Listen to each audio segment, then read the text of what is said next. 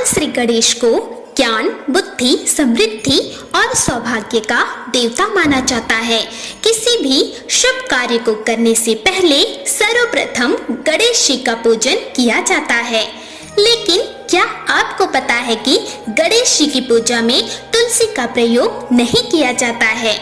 इसके पीछे पुराणों में एक रोचक कथा मिलती है, जिसके बारे में बहुत ही कम लोगों को ही पता है। तो चलिए जानते हैं।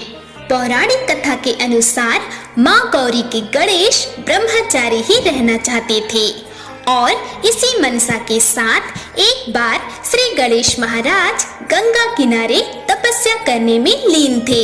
उस समय एक धर्मात्मज नाम के राजा हुआ करते थे और उनकी एक कन्या थी जिसका नाम तुलसी था। अब तुलसी बड़ी हो गई थी और विवाह के लायक हो गई थी। इधर तुलसी भी एक योग्य वर से विवाह करना चाहती थी। अपने विवाह की इच्छा लेकर तुलसी तीर्थ यात्रा पर निकल पड़ी। तुलसी ने कई जगह की यात्रा की पर उन्हें उनका मनचाहा एक योग्य वर कहीं भी नहीं मिला। तुलसी ने अपनी यात्रा जारी रखी और यात्रा करते हुए वह गंगा तट पर पहुंची। तभी वहां उन्होंने अचानक गंगा तट पर भगवान श्री गणेश को तपस्या में लीन देखा। भगवान गणेश का रूप अत्यंत मोहक और आकर्षक था। तुलसी भगवान गणेश के इस रूप पर मोहित हो गई और वह अत्यंत प्रसन्न हुई कि उन्हें एक योग्य वर मिल गया है। उनकी यात्रा अब जाकर सफल हुई है। यह सब सोचते हुए तुलसी ने तपस्या में लीन गणेश जी को उठा दिया और भगवान गणेश के समक्ष अपने विवाह का प्रस्ताव रखा।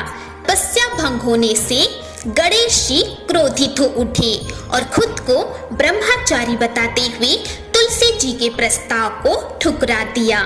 गणेश द्वारा उनके प्रस्ताव को ठुकराने से उन्हें बहुत दुख हुआ और अत्यंत क्रोधित हो उठी और गणेश जी को श्राप देते हुए कहा, तुम स्वयं को ब्रह्मचारी बता रहे हो, किंतु मैं तुम्हें श्राप देती हूँ कि तुम्हारा विवाह अवश्य होगा और 2 विवाह होगा।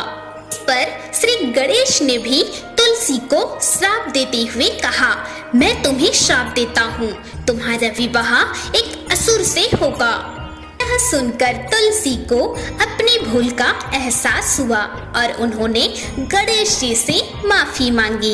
इस पर भगवान गणेश ने कहा, न तुम्हारा श्राप खाली जा सकता है और ना ही मेरा, इसलिए मेरा विवाह रिद्धि और सिद्धि से होगा और तुम्हारा भी विवाह असुर जलंधर से अवश्य होगा।